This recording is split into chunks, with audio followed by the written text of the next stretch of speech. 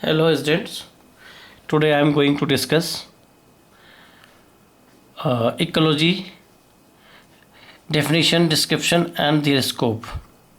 ये BSc fourth same का एक इकोलॉजी पेपर है जिसमें जो है इकोलॉजी की अगर हम वो देखें, ecology is the scientific study of the interaction between organism and their environment. मतलब अगर हम इसको हिंदी में बात करें, इकोलॉजी को हम पारिस्थितिकी कहते हैं। पारिस्थितिकी वह विषय है जिसमें कि ऑर्गेनिज्म एंड इन्वायरमेंट, मतलब जीव और उसके चारों ओर जो वातावरण है उसके बीच जो भी इंटरेक्शन है उसकी स्टडी को हम पारिस्थितिकी या इकोलॉजी कहते हैं। It is a scientific that seeks desire and explain the relationship between living organism and their environment। ये जो भी पर्यावरण और उसके जो जैविक और जो जैवीय ऑर्गेनिज्म हैं उनके बीच की एक आपसी इंटरेक्शन है। इसको अगर हम एक और डेफिनेशन देखें तो ये एक और डेफिनेशन है। Ecology is the scientific study of interaction between organism and their environment focusing on energy transfer. तो यहाँ पे अगर हम एक और नया टॉपिक आ रहा है एनर्जी ट्रांसफ़र। जो हम देखते हैं जब भी हम किसी इकोसिस्टम को देखते हैं तो वहाँ पे हम देखते हैं कि किस प्रकार से जो है वहाँ के जीव जंतु, पेड़ पौधे और बायोटिक एंड एबायोटिक फैक्टर्स आपस में कैसे किस प्रकार से वो अपने आप को एग्जिस्ट कर रहे हैं, चाहे वो वनस्पति हो या वहाँ के पेड़ पौधे हो या जीव जंतु हो। तो एनर्जी ट्रांसफ़र का मतलब कि how the energy transfer from producer to consumer and consumer to primary secondary and tertiary level. जिस प्रकार से जो है ये अगर हम एक और भाषा देखें तो इकोलॉजी ये ग्रीक वर्ड है, ओइकोस से बना है। अकोइस का मतलब होता है द स्टडी, ओकोइस जो मतलब होता है वो होता है हाउस, एंड द लॉजी या लॉजिया जो एक वर्ड है जो कि इसका स्टडी के लिए होता है। अगर हम ओइकोस आपके घर के चारों ओर का वातावरण कैसा है उसके अध्ययन को हम इकोलॉजी कहते हैं, जिसको कि इन्होंने डिफाइन किया है।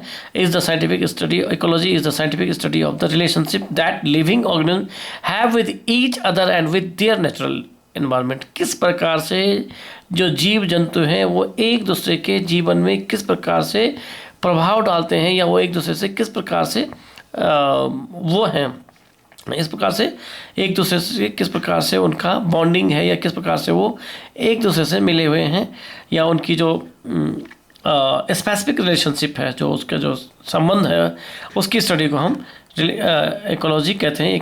इसको जो the word ecology was coin the first time Ernst Haeckel 1866। Ernst Haeckel ने इसको जो है 1866 में टर्म दिया था। इसलिए इनको जो ये अर्न्स्ट हैकल साहब हैं इनको फादर ऑफ इकोलॉजी कहते हैं। और इंडिया में अगर हम बात करें तो इंडिया में जो है the father of Indian ecology जो है प्रोफेसर रामदेव मिश्रा जी हैं, जो कि जिन्होंने कि बनारस यूनिवर्सिटी में इकोलॉजी को इस्टेब्लिश किया था। अगर हम कुछ और आगे देखें तो ecology is the describing the relationship between living organism and their environment.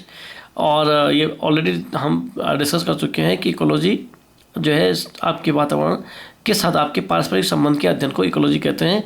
और इसका जो ओइकोस जो पहले हम डिस्कस करते हैं, oikos house and the logia is the study of life and the house environment in the which we live.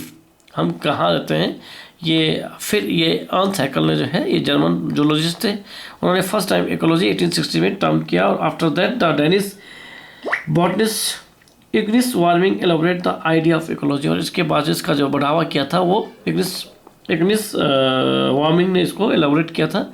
And the factors, अब हम बात करते हैं कि इकोलॉजी के कौन कौन से फैक्टर हैं जिसके हम अध्ययन करते हैं। तो इसमें हम बेसिकली दो प्रकार देखते हैं, एक एबायोटिक फैक्टर्स होते हैं और दूसरा जो होता है बायोटिक फैक्टर्स होता है। एबायोटिक फैक्टर का मतलब अजैविक घटक, जैसे धूप है, वर्षा है, लाइट है, टेम्परेचर है, केमिकल प्रोडक्ट्स हो गया, सॉइल हो गया, और वहाँ का जो वाटर है, जो भी एटमॉस्फेरिक जो भी तत्व हैं वो उस जीवन के उसको किस प्रकार के प्रभाव करते हैं। ये इनको हम एबायोटिक, क्योंकि इसमें इनमें जीवन नहीं होता है, परंतु इनका जीवन से बहुत ज़्यादा रिलेशंस होते हैं। जीवन तो नहीं होता है इनमें, परंतु ये वहाँ के जो जीव जंतु हैं इन पे इनका बहुत ज़्यादा प्रभाव पड़ता है, चाहे वो टेम्परेचर हो, ह्यूमिडिटी हो, वहाँ का लाइट हो, लाइट इंटेंसिटी हो, रेनफॉल हो, या उसकी आर्द्रता हो जिसको हम ह्यूमिडिटी कहते हैं, या फिर वहाँ का जो केमिकल हो, या जो भी अजैविक घटक बहुत सारे हैं, फायर भी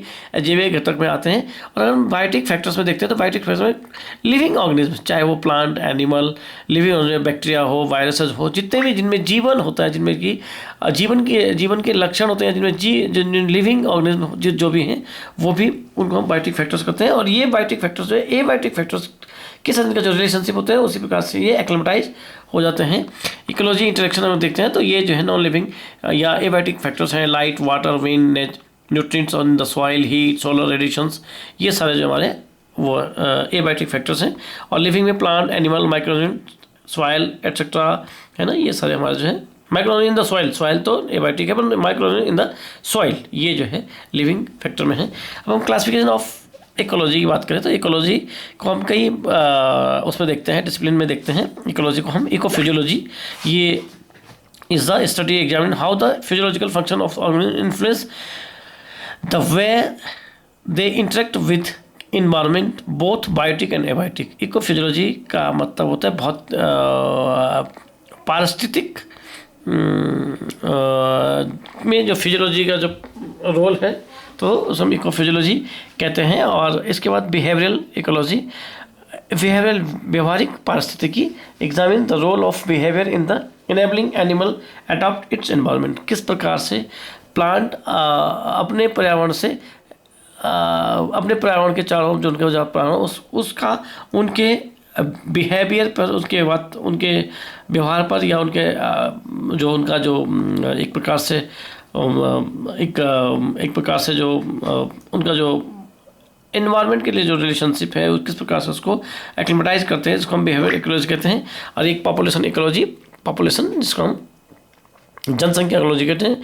ये जो है हम किसी प्लांट्स की या किसी इंडिविजुअल प्लांट्स की स्टडी करते हैं। Studies the dynamics of population of a single species, किसी सिंगल स्पीसीज की हम जब स्टडी करते हैं तो वो जो है प्लांट, उसकी डेंसिटी कितनी है, फ्रीक्वेंसी कितनी है, एबंडेंस कितनी है, इस प्रकार से हम जब किसी प्लांट या एनिमल की स्टडी करते हैं तो उसे हम पॉपुलेशन इकोलॉजी कहते हैं। And the next one is community ecology, और इसे हम सिनिकोलॉजी भी कहते हैं।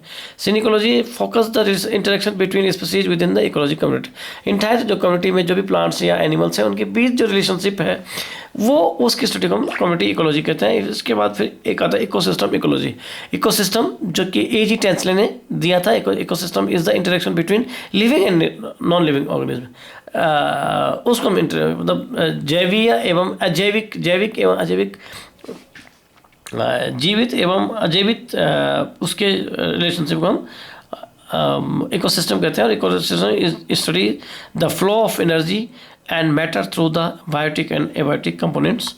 ये इसके और कुछ और पार्ट्स हैं। System ecology is an interdisciplinary field focusing the study of the development and organisation of ecological system from holistic perspective. System ecology is an interdisciplinary focusing in the study, development and organization of the ecological system from holistic perspective. ये जो है एक system ecology होती है कि किस प्रकार से जो है हमारा जो डेवलपमेंट है या जो इकोलॉजिकल सिस्टम है वो किस प्रकार से उसका होलिस्टिक पर्सपेक्टिव है, उसको हम सिस्टम इकोलॉजी कहते हैं। And next one is landscape ecology. Landscape ecology जब हम किसी भी इकोसिस्टम को या किसी हम बड़े बड़े बायोस्फीयर को देखते हैं तो उस वहाँ उस जो ज़मीन है, वो जो लैंड है, वो लैंड किस प्रकार से मॉडिफाइड है, किस प्रकार से वो एक्लिमेटाइज है, किस प्रकार से वो बनी है, इसको हम लैंडस्केपिंग इकोलॉजी कहते हैं। Examine the process and relationship in a spatially explicit manner often across multiple ecosystem very large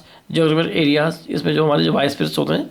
and इसके अलावा evolutionary ecology is the study of in a way explicitly consider the evolutionary histories of species and their interactions. ये जो है हम लोग जब किस प्रकार से जो है जो हम जब एवोल्यूशन पढ़ते हैं तो उसकी स्टडी करते हैं तो उस प्रकार से हम देखते हैं कि किस प्रकार से प्लांट, जब हम प्लांट की स्टडी करते हैं जो हमारे पास फॉसिल प्लांट होते हैं तो उस समय हम उसका और जो उस समय जो उसकी इकोलॉजी रही होगी उसको हम स्टडी उस प्लांट के बेसिस पे हम कर सकते हैं, है ना। And politically ecology concept the politics of economy to problem of environment control and ecology. कल चेंजेस जब हम देखते हैं कि जो हमारे पॉलिटिक्स में जो भी हमारे निर्णय होते हैं कि उस प्रकार से जो है उसमें इकोलॉजी में किस प्रकार से पॉलिटिक्स के इन्वॉल्व होने से इकोलॉजी किस प्रकार से अपनी स्थिति को सुधार या बिगाड़ सकती है, तो हम पॉलिटिकल इकोलॉजी कहते हैं। अब एक वर्ड आता है इकोलॉजी इज़ ए साइंस और आर्ट। अगर आप देखेंगे तो ये एक इकोसिस्टम है कि इकोलॉजी क्या है, विज्ञान है या कला है। तो अगर आप देखेंगे तो ecology is the science art and geography also. Ecology न सिर्फ साइंस नहीं है बल्कि आर्ट भी है और ज्योग्राफी भी है। अगर आप देखेंगे इस एक पिक्चर को देखिए कि इस पिक्चर में जो है आपके पास नदी है, नाले हैं और ऊपर से ही चिड़िया है, सूर्य है, बायोटिक एबायोटिक कंपोनेंट सारे हैं। तो अगर हम इसको साइंस की दृष्टि से देखते हैं, साइंस की दृष्टि से देखते हैं, विज्ञान की दृष्टि से देखते हैं, तो इसमें हम देखेंगे कि टेम्परेचर कितना है, लैटिट्यूड कितना है, एल्टीट्यूड कितना है, वाटर में किस प्रकार के न्यूट्रिएंट्स हैं, सॉइल में किस प्रकार के न्यूट्रिएंट्स हैं, प्लांट्स जो हैं प्लांट्स कलर्ड हैं तो किस पिगमेंट के कारण वो कलर्ड हैं, या जो वहाँ पे जो एनिमल हैं वो एनिमल किस प्लांट पे डिपेंडेंट है, या वहाँ का जो लैटिट्यूड है एल्टीट्यूड है वो किस प्रकार के प्लांट को प्रिफर करता है, वहाँ का फ्लोरा फौना या और जो फिश फौना है वो किस प्रकार का है। तो इससे इस स्टडी को हम ये साइंटिफिक पॉइंट ऑफ व्यू से देखते हैं। अगर हम इसको जो है कलात्मक दृष्टि से देखें तो हम देखते हैं कि किस प्रकार का पानी है, किस प्रकार के जीव जंतु हैं, वहाँ पे हम उसके न एनर्जी ट्रांसफर सिस्टम पे जाते हैं, ना उसके वो न इसका जो है वो उस पर जाते हैं कि ये किस प्रकार। वहाँ पे हम सिर्फ देखते हैं कि जो हमारे सामने जो पिक्चर है वो किस प्रकार से हमें किस प्रकार से हमें जो है अपनी तरफ अट्रैक्ट कर रही है जब हम कला की दृष्टि से देखते हैं। और अगर हम देखते हैं ज्योग्राफी की दृष्टि से, तो ज्योग्राफी में जो हम स्टडी करते हैं कि वाटर कितने कहाँ से आ रहा है, वाटर के नीचे जो रॉक्स है वो किस प्रकार की रॉक्स है, जो ये सॉइल है ये सॉइल के नीचे जो रॉक्स का लेवल क्या है, किस लैटिट्यूड का है, किस एल्टीट्यूड का है। तो ज्योग्राफिकल जो भी स्टडीज़ होती हैं, तो इसलिए ये आर्ट साइंस और ज्योग्राफी है, ये मैं डिस्कस कर सकता हूँ। ये देख लीजिए ecology art the following reason. Art जो है इकोलॉजी है landscaping, sign, land pattern, artist never understand what kind of pigments responsible for colour, what kind of biotic and abiotic components are responsible for ecosystem. ये art के वो सिर्फ देखता है कि ये एक अच्छी सी एक पिक्चर है जिसको कि बनाता है और उसे बेचता है, उसे इससे कोई मतलब नहीं है कि वो लैटिट्यूड एल्टीट्यूड हाईलाइटेड क्या है और किस प्रकार से इसमें। अगर हम साइंस की दृष्टि से देखते हैं तो ecology science as a following reason being a scientific temper, ecology always want to understand the pigment responsible for the color, biotic and abiotic component of an ecosystem, food chain, food web, energy transfer flow etc. देखते हैं तो ये जो एक ये different level of ecosystem के सबसे अगर हम देखते हैं सबसे बड़े लेवल में बायोस्फीयर होते हैं, जो कि पूरा हमारा जो अर्थ है एक पूरा अपने आप में एक बायोस्फीयर है। फिर इसके बाद रीजन लेवल पे बायोम होता है, landscape, ecosystem, community and popular interaction and population and individuals, जहाँ पे हम किसी इंडिविजुअल पॉपुलेशन की स्टडी करते हैं। तो एक लेवल है इकोलॉजी का। इसके बाद एक इसी में है स्कोप ऑफ द इकोलॉजी के क्या स्कोप्स हैं। तो एक आज के दौर में जो है इकोलॉजी के जो बहुत ज़्यादा स्कोप है, क्योंकि हर जगह जो है जहाँ पे हम देखते हैं कि इकोलॉजिकल फ्रैक्शंस आ रहे हैं, कहीं वाटर लेवल डिप्लेशन हो रहा है, कहीं पॉल्यूशन बढ़ रहा है, कहीं जो है लैंड स्लाइड्स बहुत ज़्यादा हो रही है, वाटर का लेवल वाटर चेंज हो रहा है या वाटर की क्वालिटी चेंज हो रही है। तो वहाँ पे जो है जो इकोलॉजिस्ट होता है वो अपने उससे देखता है कि आखिर इकोसिस्टम में कौन सी बैलेंसिंग ख़राब हो रही है जिसके कारण कि वो पूरा इकोसिस्टम गड़बड़ा रहा है। तो इसलिए जो है इकोलॉजी आज इकोलॉजिस्ट की बहुत ज़्यादा आवश्यकता है, उस चाहे वो मिनिस्ट्री ऑफ एनवायरनमेंट में हो, इंजीनियरिंग में हो, ऑटोमोबाइल में हो, फॉरेस्ट डिपार्टमेंट में हो, ministry of forest and environment में है, गैस रिडक्शन में है, वाइल्ड लाइफ सेंचुरीज में है, इकोसिस्टम मैनेजमेंट में, पोल्यूशन कंट्रोल में, क्लाइमेट चेंज में, biotic and abiotic balancing, hydrological studies में। इसके अलावा जो इंटरनेशनल जो एजेंसीज हैं जो इन्वायरमेंट पे, इकोलॉजी पे, क्लाइमेट चेंज पे, पे और ओजोन डिप्लेशन में जो काम कर रही हैं वहाँ पे भी जो है एक इकोलॉजिस्ट की बहुत आवश्यकता होती है। तो इसलिए इसके बहुत वास्ट स्कोप है। Thank you.